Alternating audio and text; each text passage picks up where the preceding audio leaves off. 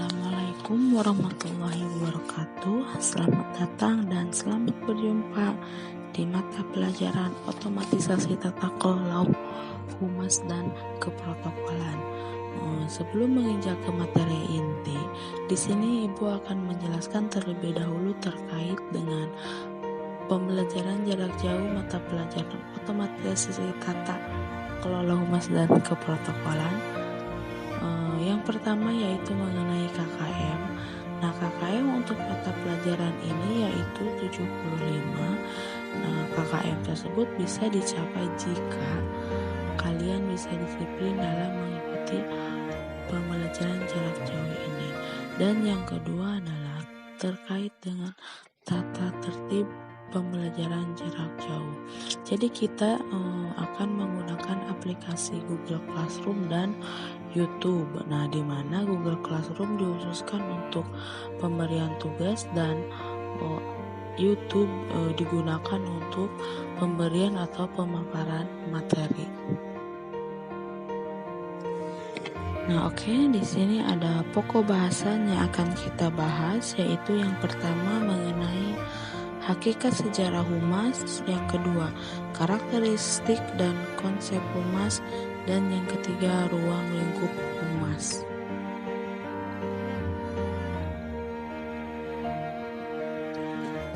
Yang pertama kita bahas dulu mengenai pengertian humas. Nah, pengertian humas menurut beberapa ahli, yang pertama menurut Edward L. Bernays berpendapat bahwa humas atau hubungan masyarakat memiliki 3 pengertian, yaitu yang pertama memberikan penerangan kepada masyarakat, yang kedua pembujukan langsung terhadap masyarakat guna mengubah sikap dan tindakan, dan yang ketiga usaha-usaha mengintegrasikan jika sikap dan tindakan dari permasalahan dengan masyarakat dan dari masyarakat terhadap permasalahannya. Itu pengertian humas menurut Edward. Dan yang kedua pengertian humas menurut Dr. Rick Harlow. Beliau berpendapat bahwa humas merupakan komunikasi dua arah antara organisasi dan publiknya secara timbal balik dalam rangka mendukung fungsi dan tujuan manajemen dengan meningkatkan pembinaan kerjasama serta pemenuhan kepentingan bersama. Jadi dapat disimpulkan bahwa humas itu merupakan usaha untuk mempengaruhi masyarakat melalui komunikasi secara timbal balik dalam rangka memperoleh kerjasama dalam upaya pencapaian tujuan organisasi atau perusahaan.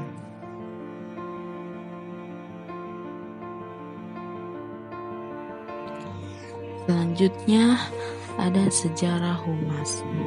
Istilah public relation mulai dikenal pada tahun 1906. Hal tersebut dibuktikan oleh E.V. Batterley yang mampu menanggulangi kelumpuhan industri batubara di Amerika Serikat pada tahun 1906 dengan sukses, sehingga dengan berbagai usahanya kemudian E.V. Batterley diangkat menjadi Bapak Humas Dunia atau The Father of Public Relations. Perkembangan public relations sesungguhnya berhubungan dengan keberadaan manusia yang di dalamnya meliputi unsur-unsur memberi informasi kepada masyarakat, membujuk masyarakat, dan mengintegrasikan masyarakat. Nah, bagaimana perkembangan humas selanjutnya?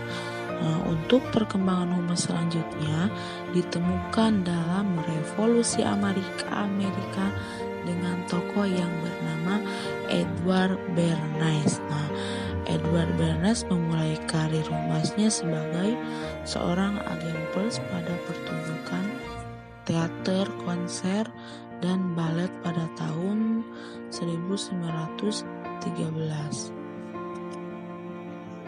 Nah, pada saat Perang Dunia I pecah pada tahun 1917, Bernas bekerja untuk Komite Informasi yang dimana komite ini berfungsi sebagai mesin propaganda Amerika untuk menarik simpati masyarakat dalam berperang. Nah, Bernas mengemas, mengklaim dan menjual perang menjadi cara membuat dunia menjadi lebih baik.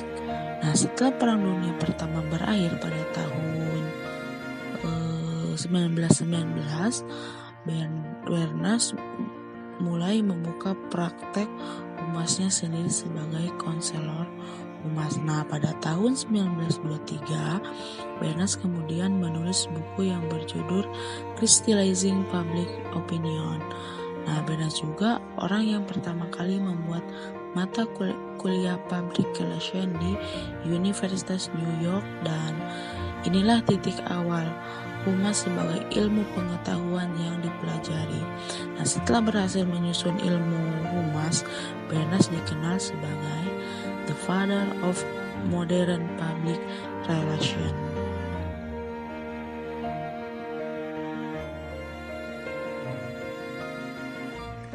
Selanjutnya ada karakteristik humas. Nah, ada 4 ciri utama humas yang disebut dengan karakteristik humas. Di antaranya yang pertama, adanya upaya komunikasi yang bersifat dua arah. Nah, pada hakikatnya humas itu merupakan komunikasi, namun tidak semua komunikasi dikatakan humas.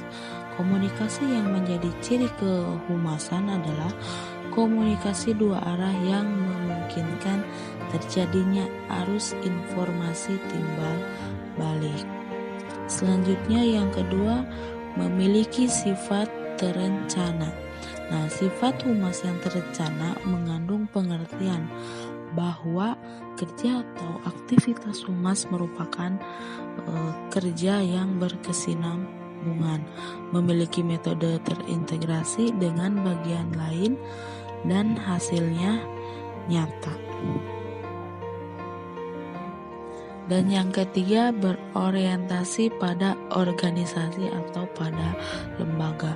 Dengan mencermati orientasi tersebut, maka syarat mutlak dalam kerja humas adalah pemahaman yang tinggi terhadap visi, misi, dan budaya organisasi atau lembaga tersebut. Nah, visi, misi, dan budaya organisasi inilah yang menjadi materi utama humas sehingga dapat mencapai tujuan humas dan mendukung tujuan manajemen lainnya termasuk tujuan marketing. Dan karakteristik humas yang terakhir yaitu sasarannya adalah publik. Jadi maksudnya itu suatu kelompok dalam masyarakat yang memiliki karakteristik kepentingan yang sama. Jadi sasaran humas bukanlah perorangan.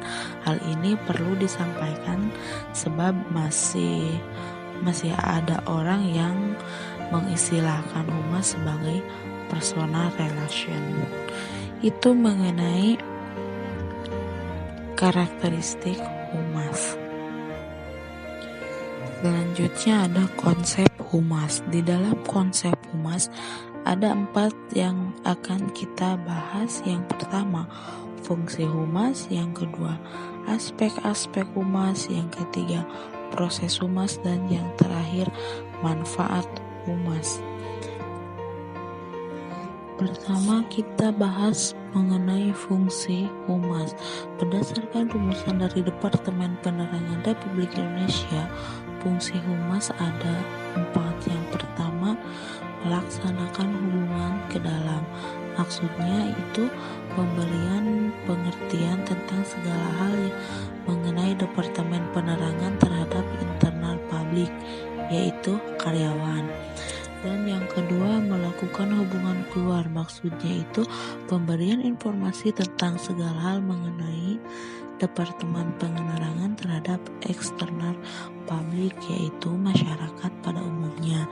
Dan yang ketiga, melakukan pembinaan serta bimbingan untuk mengembangkan kehumasan sebagai medium penerangan. Dan fungsi humas yang terakhir yaitu menyelenggarakan koordinasi, integrasi, dan sinkronisasi serta kerjasama kegiatan humas atau hubungan masyarakat untuk penyempurnaan pelayanan penerangan terhadap umum. Mungkin hari ini cukup sampai dengan fungsi humas.